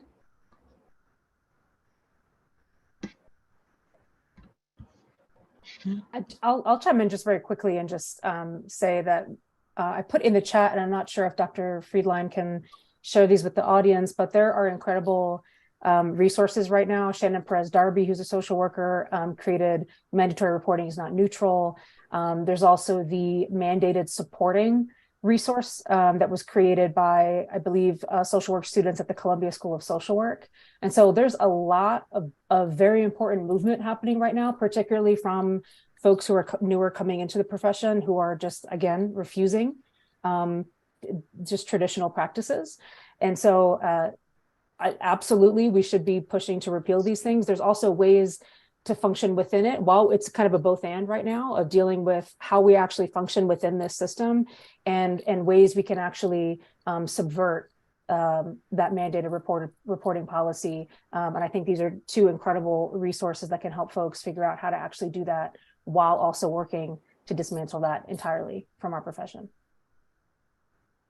Yeah, I think a lot of people that are working in the anti-violence field and movement from domestic violence and sexual violence have also been pushing back against mandatory reporting laws, some of which some leaders have demanded that they be in place. If I look in California, there had been a law that actually had mandated reporting among adults, and that have gone into medical clinical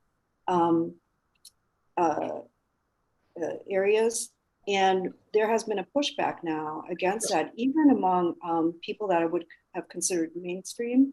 Anti-violence people have actually advocated for repealing those types of laws. I think this is the influence of an abolitionist movement and abolitionist understanding, and people's everyday experience of this not being helpful to those it's meant to protect. And so I've been really, they weren't successful in California, but I was really heartened by the number of organizations, almost all of the organizations that had actually said we need to repeal this bill and are really looking more at a very pragmatic level, at least in California, as narrowing the interpretation of what was seen as a very wide net in terms of mandatory reporting in domestic violence programs and narrowing that. And I think that's part of the work that we can see happening in the pushback. Thanks. So I'm mindful of time, and we're almost at 10 minutes too. And I know that we're going to probably have some closing remarks, but I'll ask one more question that kind of takes us in the direction of what to do next. One of the questions, Alan, or anybody, has CSWE or any other organization made any statements about this work, given the new EPAs? And how do we engage with those organizations? And I know that, Jay, you're going to probably talk about the letter at some point, but I'll just end with that.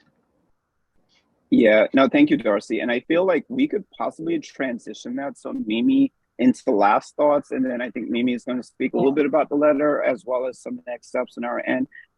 So maybe if folks could just like maybe 2 minutes, just like what are last thoughts, any final thoughts that folks would want to share?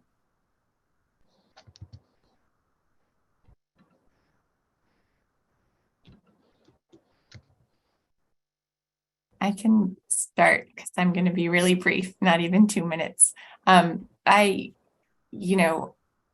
first of all, I want to just thank Terry Friedline for organizing us to be here together today. I want to thank Dean Beth Angel for supporting this and speaking, and thank all of you all on the panel. I learned so much from you today and have been learning from you all for some time.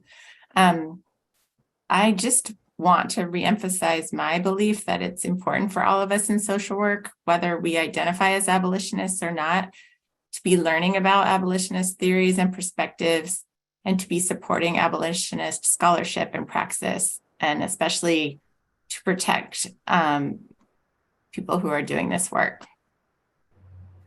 That's all. Thank you so much. I can go. I think I just want to end with how hopeful I am. I know there's a lot of fear, folks feeling rattled, particularly folks pre-tenure, students, and just want to say that, you know, we're all here doing this work. Mimi's been doing this work for decades. Beth Ritchie has, Sarah Goodkind has, Alan, even after being removed, he's going to continue to do this work. We're all committed to doing this work. And it can't be stopped. The movement isn't one person. The movement continues. It has lived in the profession despite being on the margins for many, many years. It's been here. And in fact, I've told this to Mimi Kim on just another panel that we were on together, but that her work has inspired me in so many ways because I didn't know how to do this work in this academic space when I was so new to academia as a student. And she provided such an important lens for me. And so this work is here. It's been here. It's going to be here. We're all going to continue to do it. We welcome everyone to come join it.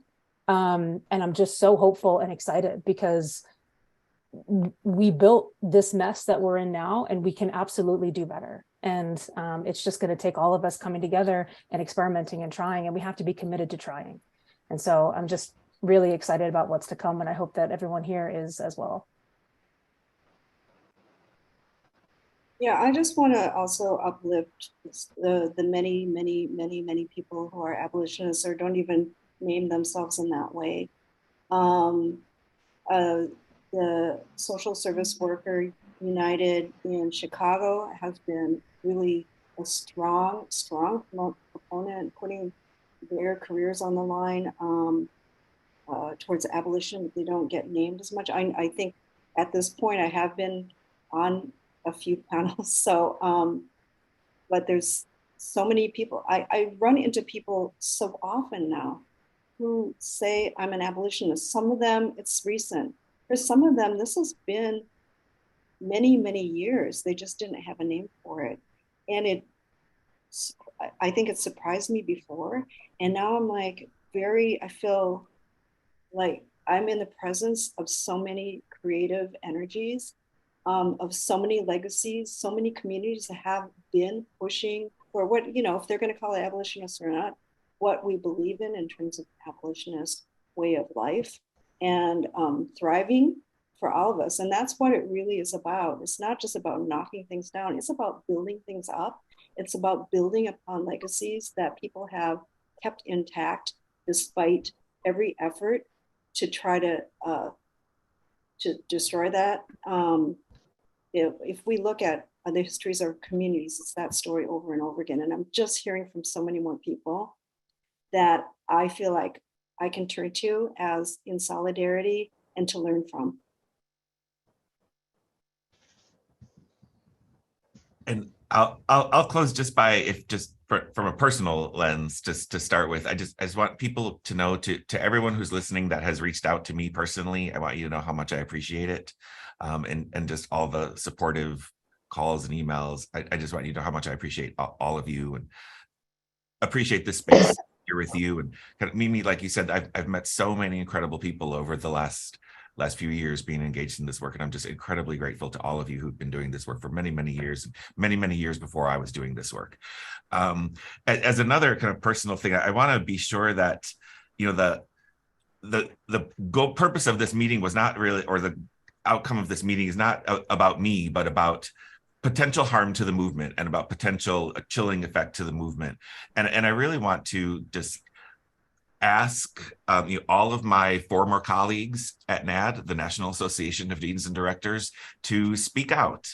Again, not about me, but about the importance of abolition as a field of study in social work that we should all be learning about. That will help to quell any chilling effect that people are concerned about. If for students, if your dean or director doesn't do that, demand it. Schedule a meeting with them. Ask for them to take a stand. Acknowledge abolition as an important area of work. And I think lastly, just for everyone listening that is maybe new to abolition or doesn't understand it, just take the time to learn a little bit more about it. There's so much more to abolition than you probably think. And as Mimi and Sophia and others many people have written about it, abolition is ultimately about hope. It's about the hope for a world that we know is possible, because the idea that that world is impossible is something that we just can't accept. And we should all want to be part of that really hopeful journey. So I hope more and more of you learn about abolitionist work and carry this work forward with all of us. Thank you so much, Alan.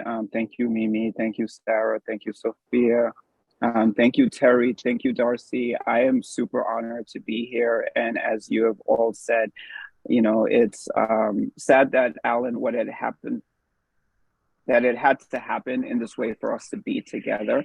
And at the same time, I'm incredibly hopeful for our community. I'm incredibly hopeful for this moment. I'm incredibly hopeful for the imagination that is possible for us to imagine something different. So thank you all. I'm going to turn it over to Mimi, because abolition is also action. It's also praxis. And I think we definitely, before we go, we really want folks to just really engage in some action with us. Mimi? Thank you, Jay. I think this letter of support, people have been asking about what can we do for those of us who are under threat. Well, this is one of the things we do is pull together this webinar that Terry did.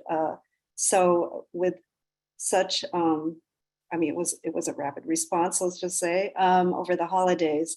So, and we took the call and we're here today. These are some of the things we do. Thank you so much to Beth Angel for showing in the support for this webinar, that this is what you can do as somebody with leadership in an institution.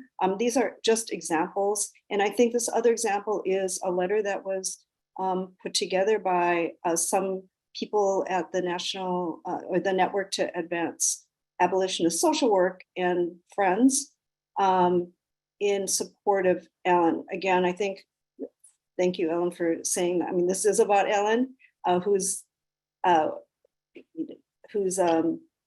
removal as dean is what kind of inspired this latest move here to hold this webinar and this letter. But this is an example of what we need to do to support each other as we move forward. And it's not just symbolic, but it's something that has material consequences now and in the future. So I'm going to go ahead, and I was asked to read this. I know that you already had a link to this letter, but I'm going to go ahead and read it just as kind of an emphasis. So bear with me as I get to that link here. And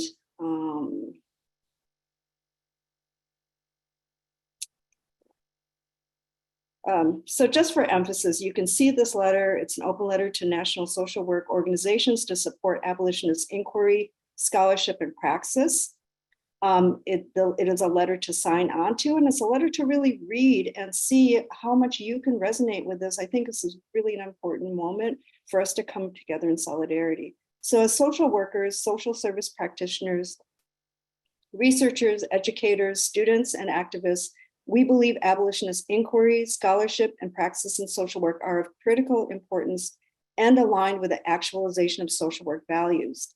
Unfortunately, the social work profession has long been an active partner in supporting and sustaining harmful and punitive systems that have devastating consequences for marginalized people and communities, especially Black, Brown, Indigenous, trans, queer, disabled, and poor communities. These harmful systems include, but are not limited to, police, jails, prisons, ICE, and the family policing system, also known as the child welfare system. Abolitionist history, inquiry, and praxis have given many of us in the social work community a way to understand not only the harm of these systems, but a pathway towards building a world in which racially coded capitalistic laws and practices rooted in the creation and maintenance of white supremacy are dismantled, thus allowing people and communities the safety and resources needed to thrive. Abolitionist history is imaginative, intersectional, and rooted in a world where everyone can self-actualize. The work of historical abolitionists like Frederick Douglass, Harriet Tubman, William Lloyd Garrison, Susan B. Anthony, and Sojourner Truth preceded the formation of social work as a profession, but their values and actions make them in many ways the vanguards of social justice and human rights we should strive to emulate. We write this open letter to the University of Houston, the National Association of Social Workers, Society for Social Work and Research, Council on Social Work Education, National Association of Deans and Directors, and Group for the Advancement of Doctoral Education, calling on each of these organizations to take action, inclusive of the steps below, to support abolitionist efforts in social work. Additionally, we call on social workers aligned with the values of abolition and the above listed organizations to speak up publicly against the injustice perpetrated against Dr. Alan Detlef, who on December 13th, 2022, was removed from his position as Dean of the University of Houston's Graduate College of Social Work, explicitly because of its abolitionist research, organize, and activism. There's more to the letter. I'm not going to read the whole letter, but you can see in particular that there are asks at the bottom, an ask to the University of Houston to publicly commit to maintaining the Graduate College of Social Work's focus on racial justice and abolition of social work.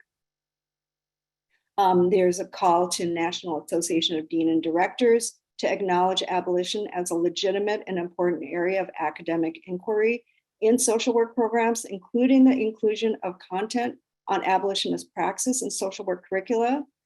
And it asks that this organization publish a statement demonstrating support for hiring social work faculty who conduct abolitionist-oriented research that we see is now under threat.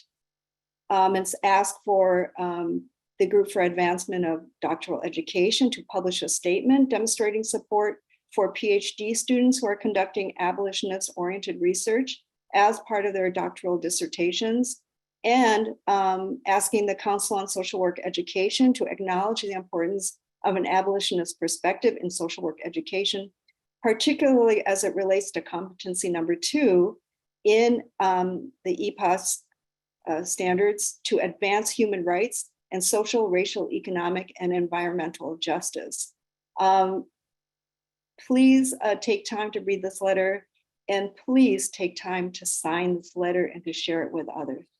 This is our ask, a concrete ask that makes sense to do right now in light of threats to not only abolitionist organizing, but in particular to the removal of people from positions of power in our academic field.